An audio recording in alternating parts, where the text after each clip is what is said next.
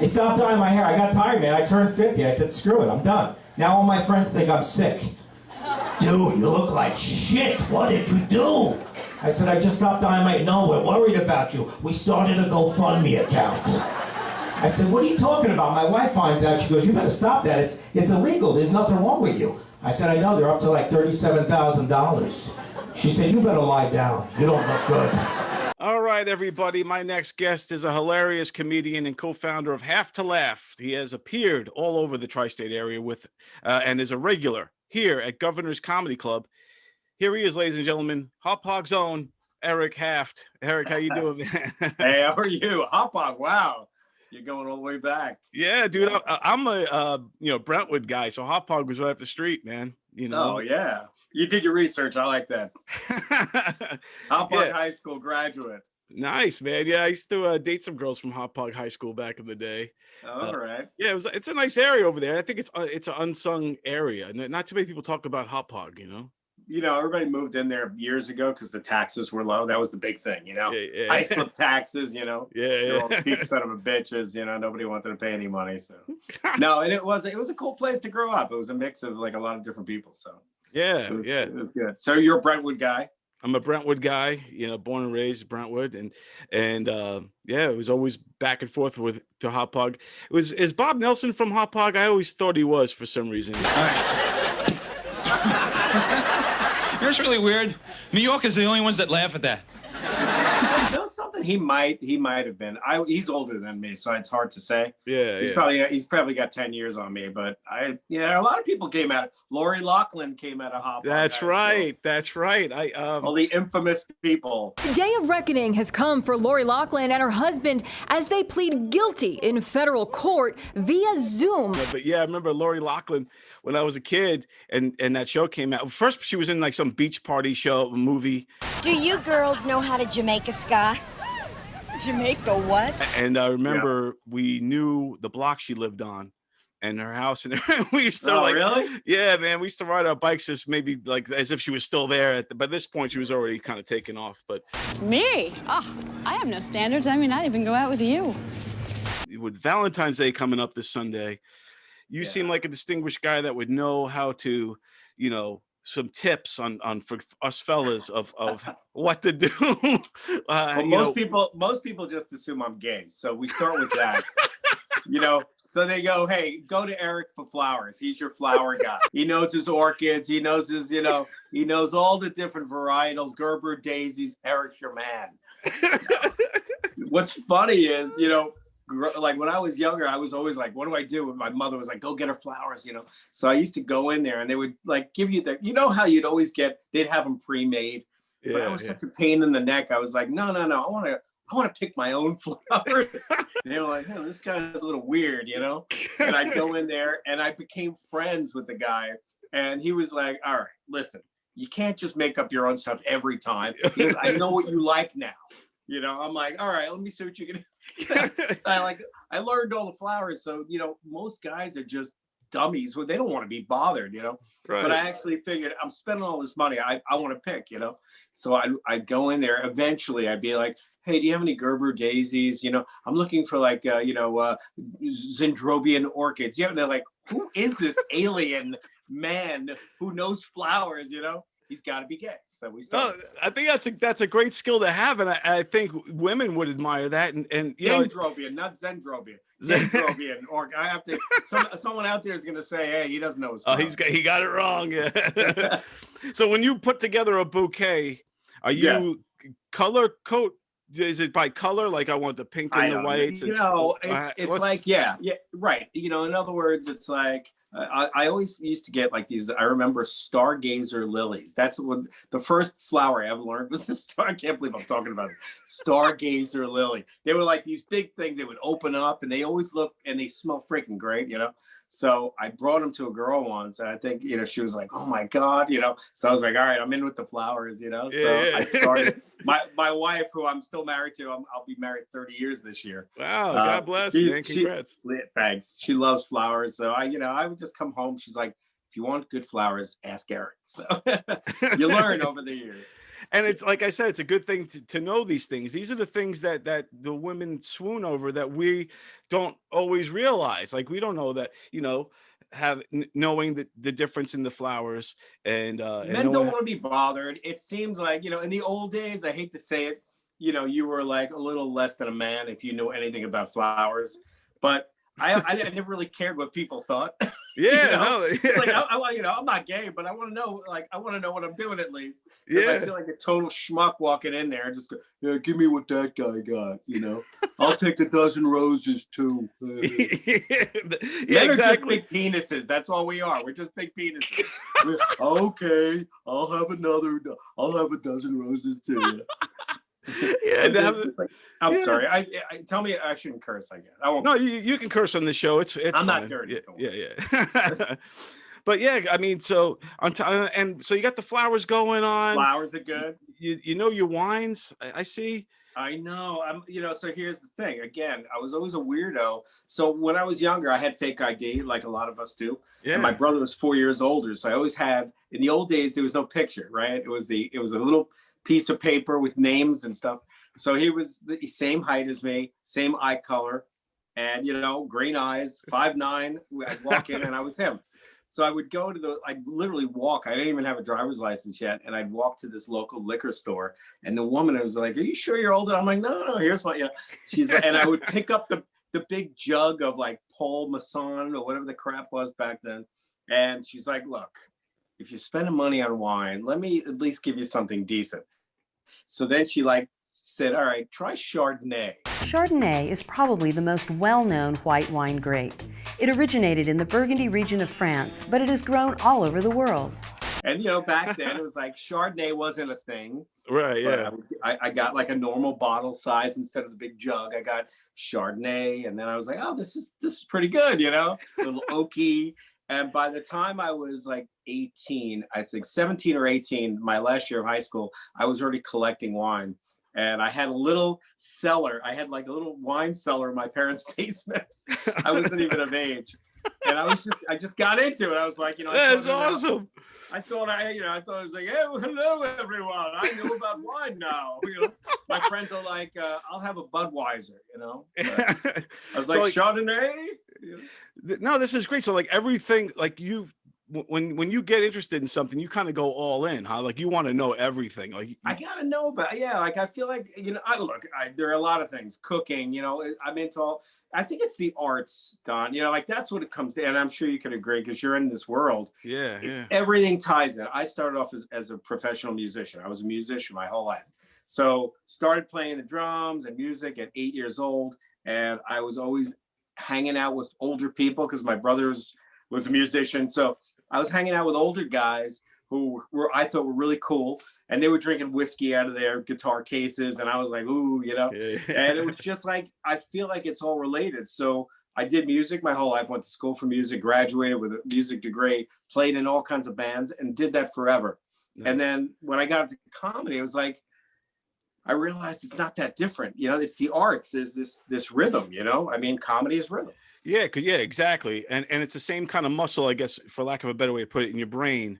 Yeah. That is keeping the beats. So whether it's comedy or the drum kit or kind of, for me, I'm a writer also. So when it's the writing and editing and all that, it kind of is all the same type of flow in your mindset. So and you do the video too, the video work as well. Yeah. All that really.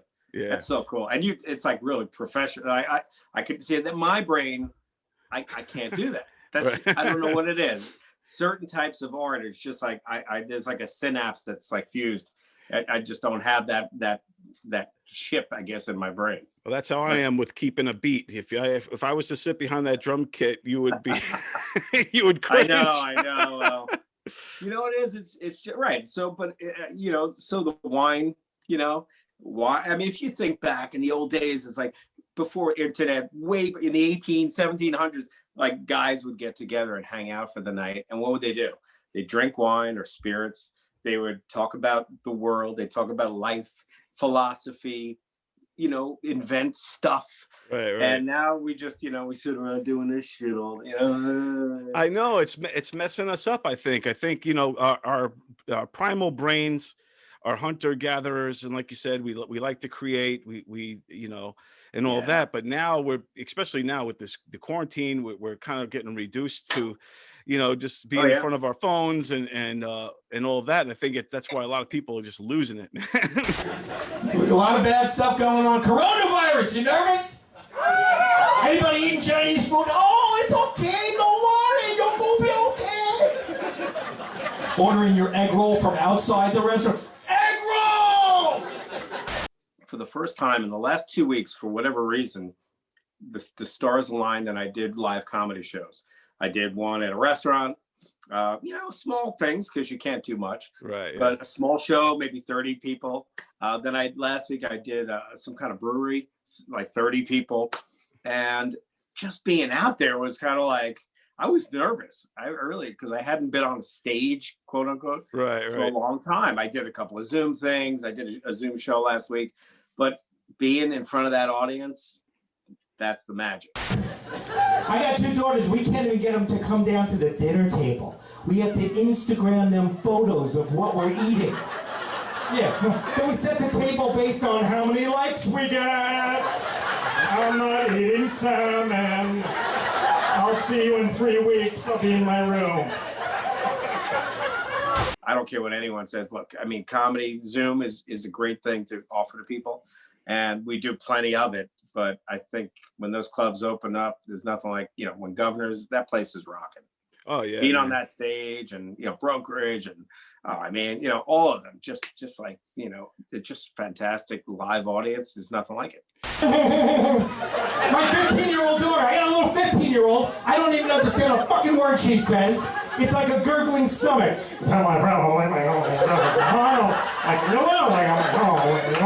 What? To feed off the energy of the audience, you know, you can't really get that through Zoom. I think a lot of comics are doing great on Zoom and what they're doing, and I think it's opening up different channels of, like, it seems like everybody has podcasts, and but I think there's all different new stuff that's happening to kind of, because we're all, like you said, us creative types, we need an outlet, and thank God that we have all this stuff at our disposal.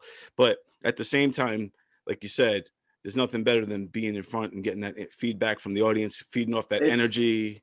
Yeah. You know these guys, they try and sell you the most expensive. Good evening, ladies and gentlemen. For the main course tonight, we have a deep fried, sauteed, pan-seared, oven-roasted, Cajun-grilled, blackened tile fish marchiata. Over a squid-ink linguine at a Genovese, Livornese, touch of mayonnaise. Stuffed with a baby rock shrimp, pork tenderloin, veal ragu, baby rack of lamb, baby rack of ribs, baby's ass, baby's breath. Tuna carpaccio, tuna on rye, half a peanut butter and jelly sandwich. Drizzled with an extra 18-year-old virgin olive oil. Yeah. It's there's something that happens.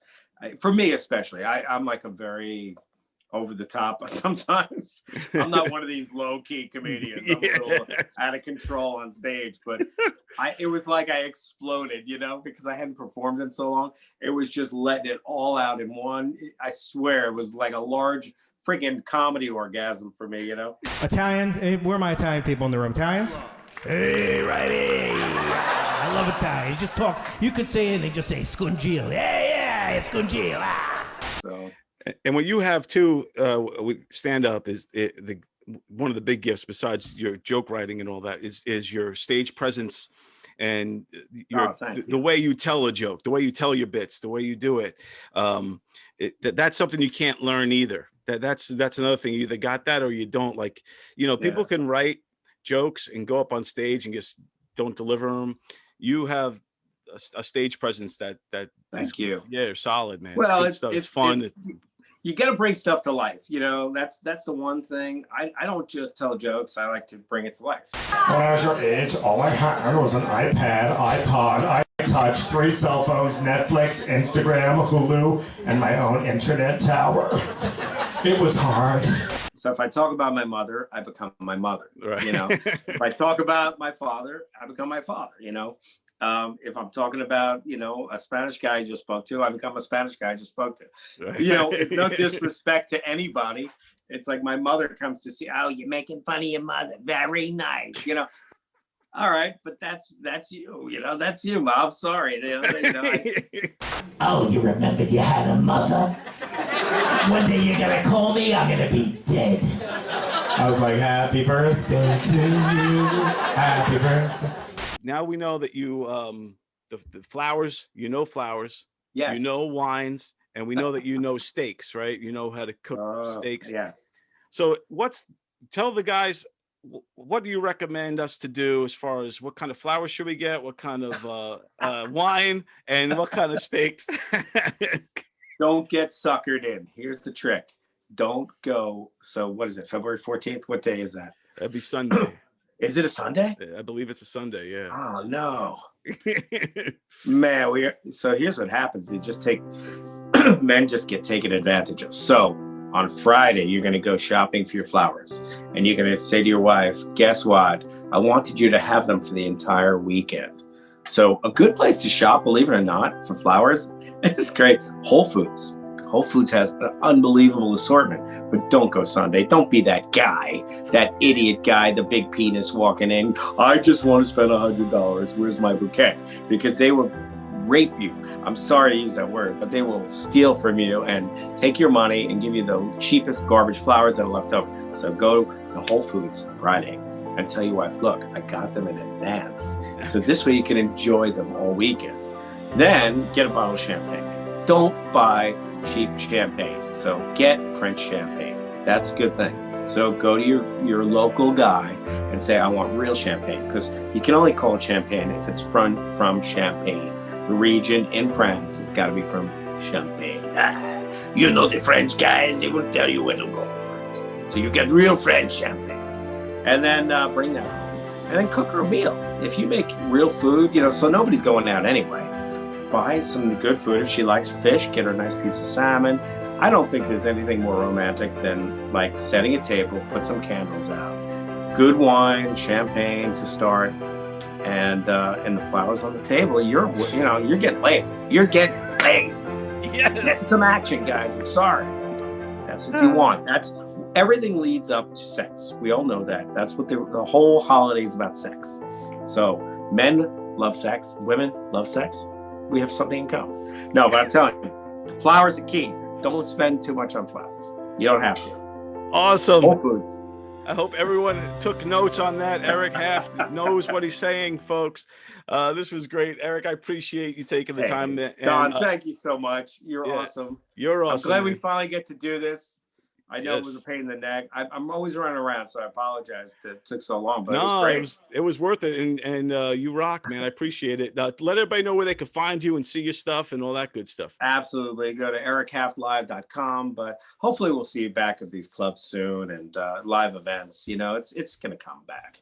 And I'm sure, I'll be stopping down at some of these open mics because it's fun to just see my old friends that, that's the only place we get to hang anymore. Yes, so indeed. I hope to see you there too. Yeah, man. I'm going to stop by one of these days for sure. Just check everything out. Yeah. Let's do more together, Yes, indeed. Yes, indeed. Well, thanks again, Eric. All right. You're the best. Eric Haft, everybody. Thank you. Hi there. This is comedian Christian Finnegan. I just wanted to take a moment and say something just straight from the heart, just, off the top of my head, just something I feel very passionately. Okay, here we go.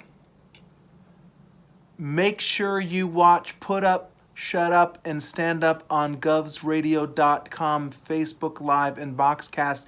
They're on the TV. Thanks for letting me get that off my chest.